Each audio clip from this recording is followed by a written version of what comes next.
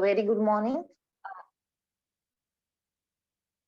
You know very well that we have been doing our chapter number 3, that is electrochemistry, and we have to go to our application of Collard's law that we have studied in our previous class. Okay, but as usual, before going to our particular class, particular topic, we need to recapitulate what we have studied in our previous class. Okay, what we have actually studied, what we have actually read out. Let's just have a quick revision of that. Okay, so first of all, in electrochemistry, we have been divided it into 3 different parts, that is electrolytes, conductivity, and lastly about the cell and batteries. And we have done almost our 2 topics, that is electrolytes, conductivity, and then we are left with only about the cells and batteries. In electrolytes and conductivity, we have done so many important terms like what is molar conductivity, what is limiting molar conductivity, what's the variation of molar conductivity with dilution. That was our last topic that we have just studied. Okay, so now the point here is we have done so in our all the previous lectures, but in today's lecture we have been going through with the application of Collard's law. In the last class, we have studied that Collard's law is something which is so much important and crucial for us, especially for weak electrolytes. Now, we have seen that weak electrolytes are something whose limiting molar conductivity is so much difficult to calculate. It's almost impossible. But Collard's was a scientist who gave us so much, we can say, important point that how can we calculate the limiting molar conductivity lambda naught for weak electrolytes. Okay, and we have done so many numericals on this topic too. So now let's move with our today's topic, that what are the other application of Collard's law. All right, so first let's start with the degree of dissociation. The topic is based on weak electrolytes also. As I have told you, bache, that weak electrolytes are those electrolytes which do not dissociate completely, or I would like to say they do not show the complete extent of their ionization. है ना? So for those electrolytes, we have put a formula, Collard's law. Now Collard's told us that if lambda naught is the limiting molar conductivity, and same as well, lambda C is known to be simple molar conductivity at any concentration.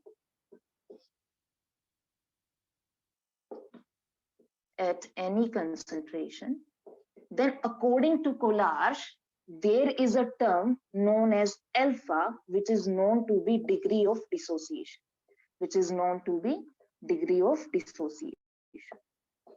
that is equals to lambda naught over lambda C. So degree of dissociation could be defined as it is the ratio of limiting molar conductivity to the molar conductivity at any concentration. Please focus that on particular point, that both these lambda naught and lambda C have their different physical significance. We have seen that in our previous lecture, that whenever we are doing our maximum dilution, in that particular case, we have seen that there is a point known to be lambda naught as well as lambda C. Okay. All right. Now let's move to our next topic. First of all, I'm sorry for this, I have just done the wrong statement, lambda C over lambda naught. Okay. Now, the degree of dissociation is something which tells us that if our weak electrolytes have not been completely dissociated, we just want to know at how much point, at how much extent they have been dissociated. मतलब हमें सिर्फ इतना checkout करना है कि अगर वो completely dissociate नहीं हो रहे हैं, तो उनका कितना परसेंटेज एक्चुअल में डिसोसिएट हो रहा है. For example, if I am talking about acetic acid CH3COOH, we know very well कि हमारा डिसोसिएट हो रहा है CH3COO negative plus H positive. First point. Second, I want to say, हमें ये चेकआउट करना है कि सपोज उसका 32% out of 100% एक्चुअल में डिसोसिएट हो रहा है after dilution. This is what we want to know, and this is what is known to be degree of dissociation. Am I clear? Degree of dissociation, a very simple topic, application of Collar's law with a simple formula lambda c over lambda. All right. Now let's move to our next topic, that is calculation of dissociation constant. I'm just going to pull up this particular phase, as I have already told you. The next topic is calculation of dissociation constant. All right.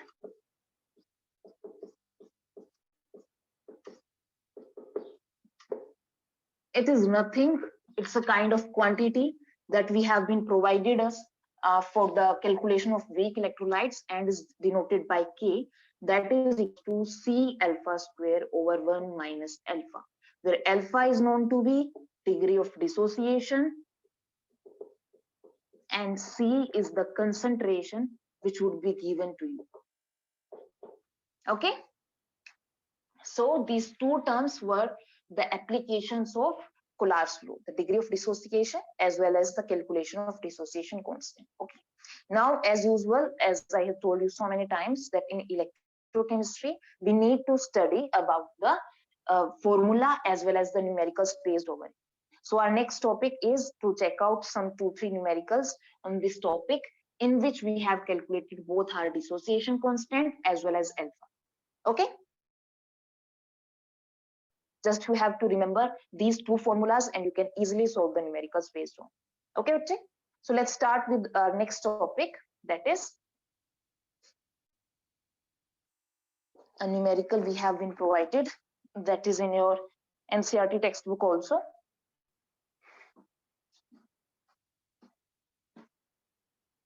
Okay. The question is, we have been provided with the molar conductivity at infinite dilution. That means we have been provided with lambda naught, and we have been given the lambda naught for NH4Cl, that is ammonium chloride. Then we have been provided with lambda naught same for NaOH. This is equals to 129.8. This is equals to 217.4. And lastly, we have the lambda naught NaCl, that is equals to 108.9. बन रही है जी बात? Now we have been provided that if the molar conductivity, that is we have been provided with only lambda C, molar conductivity lambda C is equal to 9.33 for NH4OH, ammonium hydroxide. And we have been provided with centinormal solution. Centinormal means 0.01 normal.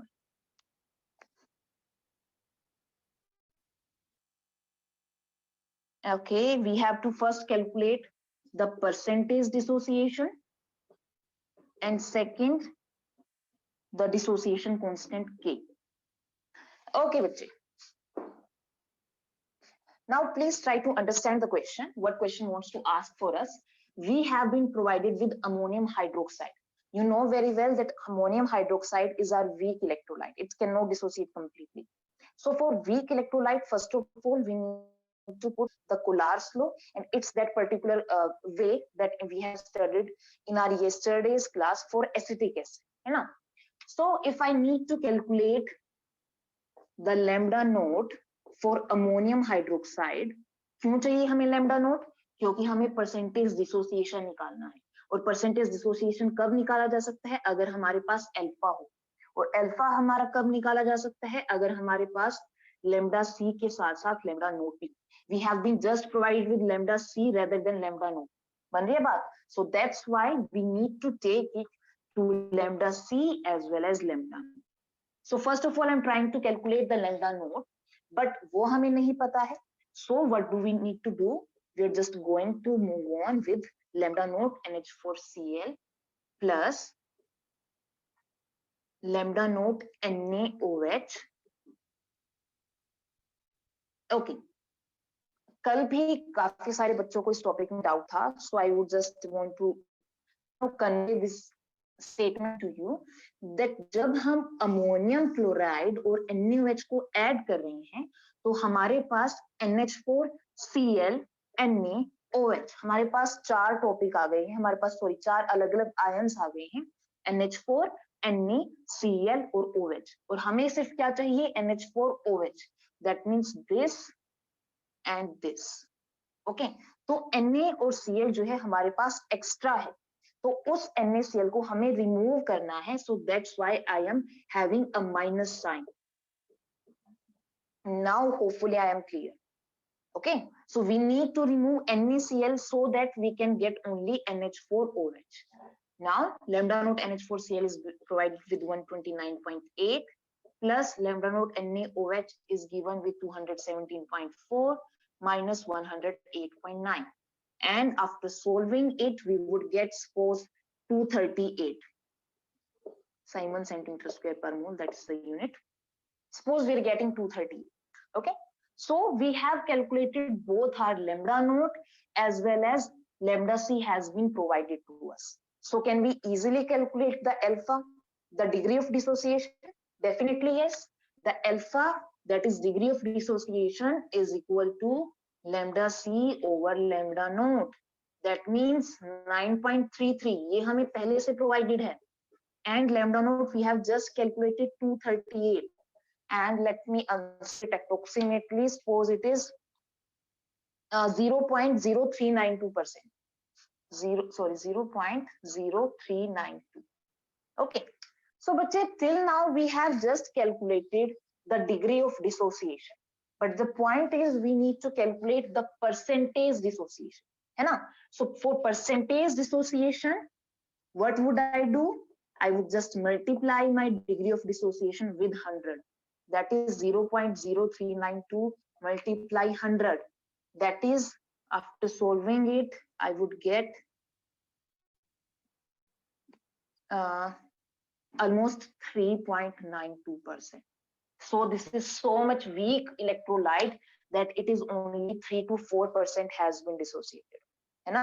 तो देखो कोलार्स law की सबसे बड़ी application क्या है, इसने हमें इतना भी बता दिया कि हमारा कौन सा इलेक्ट्रोलाइट कितना वीक है। अगर मैं एसिटिक एसिड की बात करूं, दैट वाज ऑलमोस्ट 15 to 20%, है ना? So there are so many points बच्चे, इतनी सारी एप्लीकेशंस हैं जो हमें कोलार्स लॉ की हेल्प से पता चलता है।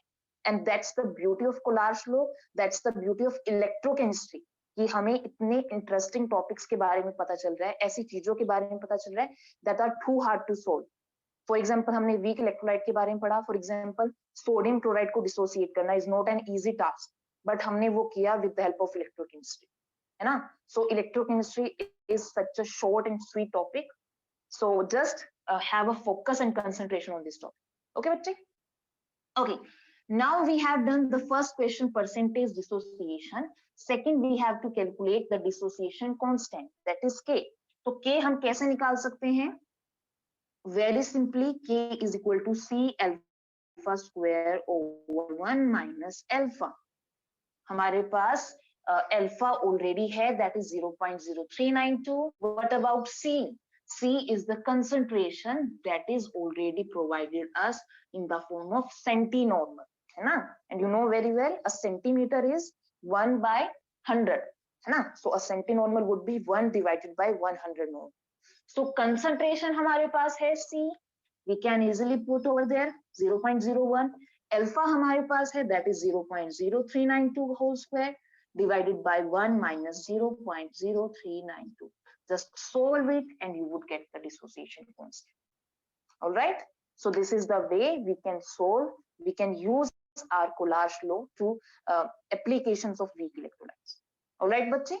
We could solve with 1 or 2 more numericals, but they are based on the very same topic. So let's move to our next topic, that is another simple application of Coulage law. Okay. All right, this is very simple application and just a single state with a single statement. Just study this. The next topic, the next application of Coulard's law is to calculate the solubility. To calculate the solubility of weak electrolytes, quite obviously.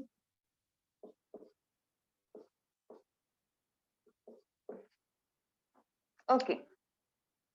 Whenever we need to calculate the solubility of weak electrolytes, or we can say solubility of, I would love to say it's sparingly soluble salt. Sparingly soluble salt rather than weak electrolyte. That would be a much better word for it. The sparingly soluble salt means the salt which are soluble in any kind of solvent to very less extent. तो इसकी definition almost weak electrolyte से ही मिल रही है, but हम इनको एक specific name दे रहे हैं, that is their solubility. We were talking about the dissociation in weak electrolyte, but in these particular solution we are talking about their solubility. So that's why we have put them a different name, solubility of sparingly soluble salt. For example, मेरे पास है lead sulfate. For example, मेरे पास है silver bromide, silver chloride, and many more. These are the compounds which have been dissolved to a very, very less extent. They have been dissolved in any kind of solvent. Okay. So for those solvents which have been dissolved in very less extent, they are known to be sparingly soluble. As usual, अगर मैं week electrolyte के बारे में बात कर रही थी, उनकी डिसोसिएशन इतनी कम थी कि हम उनके बारे में किसी भी चीज के बारे में पता करने में हमें बहुत डिफिकल्टी आ रही थी. In the very same way, अगर उनकी solubility इतनी weak है, they have so much less soluble, so it would be very difficult for us how to calculate their solubility, है ना? So that's why Kolash gave us a simple numerical formula, that is solubility is equal to solubility of such solution is equal to kappa into 1000 over lambda m naught. That means it has shown us that solubility is equal to kappa into 1000 divided by lambda m. What is lambda m naught? The conductivity at infinite dilution, or we can say limiting molar conductivity. Kappa is known to be molar conductivity.